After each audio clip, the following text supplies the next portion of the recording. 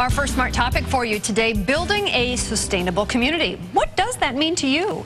Well, according to dictionary.com, the definition of sustainable is capable of being maintained at a steady level without exhausting natural resources or causing severe ecological damage. Yes, apply that philosophy to a community and you will have one that can support its basic needs without causing harm to the environment.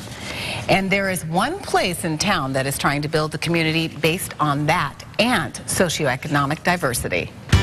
Free coffee, free produce. Oh yeah, I'm here at the sanctuary, and this is Jonathan, who is the pastor. So free coffee? Absolutely. How can you stay in business serving free coffee? Well, we're not actually in business. The idea is to get the ASU student, the executive corporate person downtown, the family, the grandparents, the grandchildren, or the person with no other place to go can come to the sanctuary and actually find that throughout the day, throughout the evening. We have the Jubilate Coffee House is open. It's all on donations. We have Wi-Fi. We have music playing. The sanctuary is open for a time of peace and relaxation. We want all these people to truly find a place where they can live and do community in the way that we were all intended to, without the pressures and the anxieties. A place for acceptance across the board for anybody who walks in the doors the way it's supposed to be. So it doesn't matter if you're homeless or if you're driving a $180,000 Mercedes-Benz. Exactly, and our parking lot right now is full with a Yukon, a Mercedes, and a shopping cart, and that's the way it should be. I love it. This is so great. So now, I know you're not a business, but you have bills to pay. So you do have suggested donations at your coffee shop? We do, and we have suggested donations, and some people will give extra, and some people really have a passion for this whole idea, and so they just support the property and support others through what they can give. And support the community. Absolutely. Okay, well, while we're on the subject of community, tell me about this community garden you guys have. We are incredibly excited. We have a large space on the right side of the property where we're starting to plant. We're going to create an organic garden. And anybody from our community, from a larger community, can come. They can volunteer time, they can volunteer expertise, and they can actually take produce out. We want to not only feed people emotionally and spiritually, but actually, feed them with food. Yeah. This is so awesome, and it has nothing to do with religion or denomination, nothing whatsoever. You can be just average Joe walking off the street. Everybody is welcome. Relationship and community. I love this. So this is an awesome concept, and it's great for the community. Well, and these are the two gentlemen behind this idea, and they're putting it all into action. But there is more to this story. Well, joining us now is Jonathon Breslow, who is the pastor of the sanctuary. And this is Dallas, who is actually the gentleman who runs the coffee shop. So welcome. Thank you very much. To you both. Thank you. So I have to say, why are you guys doing this free coffee shop, free community garden? What's wrong with you? A lot of people talk about having a different way to live life, and there's a solution for this and different ways of doing things. And rather than just talking about it, we want to show people that there is, in fact, a different way to live a life, that you don't have to run around trying to consume and do all these things and get morsels and so forth. There's a way to live generously within a group of people and really contribute and feel more full of life because of that. And so we're putting our money where our mouth is, so to speak. Okay. Well, Dallas, you actually run the coffee shop there at the sanctuary. And so have you, when you serve people coffee, like what kind of coffee drinks do you serve?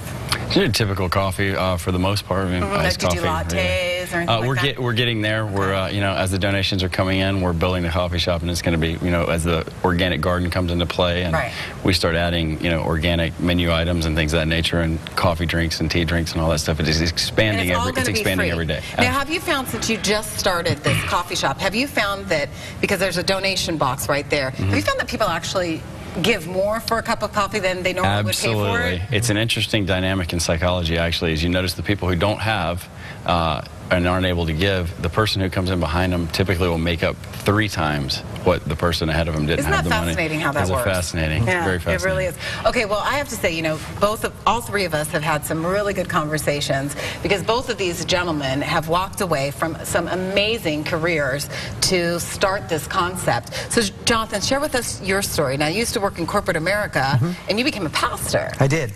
I was in banking for over 5 years and health insurance before that, and I really found that a true source of life and a real way to live for other people. And I went from a life of suction to service, and I found in that I grew tremendously, and I was infinitely more interesting and profound and enjoyable.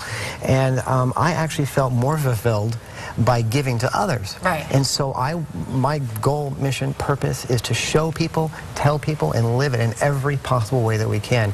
And now I feel sort of centered. I always felt kind of off. You know, we all kind of are searching for something to fill that hole. Yeah, when you think something's missing and you know you're not living maybe the right life that you should be living. Exactly. You know, you're real close, but you're slightly off the mark. You're just missing it a little bit. And so here it is, found the truth, found it, and just love living in it and expressing it and showing it to other people. Okay. So for you, the expression is through your spirituality, because you did go to school to become a pastor. I did. But besides that, you're also putting your business sense and sense of community to play. Absolutely. I love that. So Dallas, I got to say, your life is pretty interesting because you lived the nightlife, right? You used to work at clubs and be managing of clubs, and wow, that's a crazy lifestyle. Wow. And now you're working at a coffee shop where people don't have to pay for anything, so. Yeah, interesting. Yeah, very interesting. You know, C.S. Lewis is actually one of my favorite things that he says. Is he's like, you can search for truth and you might find comfort, but if you search for comfort, you'll find neither comfort nor truth. And Jonathan mentioned, you know, finding comfort, and I found no comfort in what I was doing. It was a great job, great career. My success was defining me, and now I've redefined success for myself, and it's made all the difference in the world. So what is success to you now? It's being part of a community, and a community of like-minded people, you know, that understand that we're here for a purpose, and we're not here for ourselves. Now, you live a more simplistic life, I would say both of you, because I know you were sharing with me that you used to drive a nice, big, fancy car. And I did. You went from a big, fancy car to what, it's a scooter or something? Yeah, we've got the scooter, which doesn't always work. Yeah, and the 97 Volvo station wagon. So I love that car. And would you both say that you are, because when I talk to you guys, the energy that you guys reflect, your happiness, and you just seem so calm and less stressed. Do you think that you've made a good decision? Absolutely. Do you feel happier? Absolutely. Do you think you made a good decision? Absolutely. And it's less about happiness. Yeah, but you don't know where money's coming from, you know? I mean, you know, you got mortgage. That makes it so much more fun. And so much more believable, because we've got this, what we call radical dependency. Right. And so we are truly at the mercy and the grace of creation and other people and community, of making things happen. And it always, always happens. And we just keep giving, and it just comes on back. Well, yeah, like you said with the coffee shop, I kind of figured that you probably would get more in donations than you would if you actually charged people. Very fascinating. But tell me about this garden now. The coffee shop is there. You do need some donations for some equipment and stuff like that. Yes. But it is operating, so anybody can come by.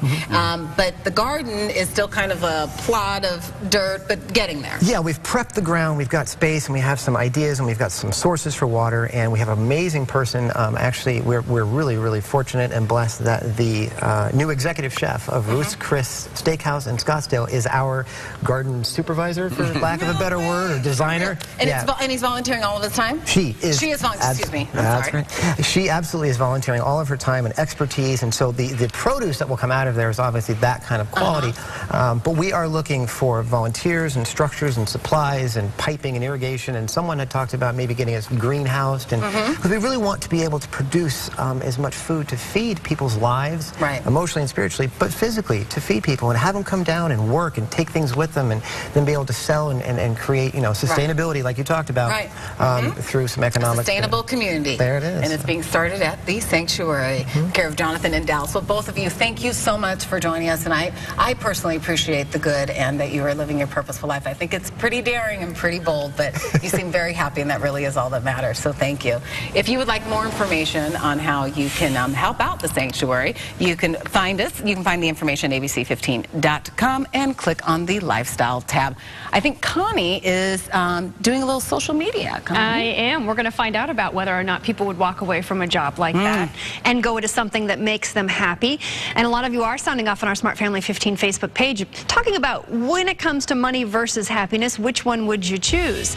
Well, Sarah Graham says most think money brings happiness. I think it causes problems. Without happiness, there is no point to your money. And Lisa Pearson says true happiness can't be bought. Why spend your life with money and not be happy? That's a wasted life, and it's sad. And Noel Rosen says that's a tough one, because having money to help myself, my cats, which I know Noel loves, and even the cats at Safe Haven would make me happy. And Kim Olbert says, I know a lot of unhappy people that have a lot of money, and I know even more happy people that don't have or need a lot of money. Well, join the conversation. We're at facebook.com/smartfamily15, and we're reading your comments right now. So Log in and let's chat.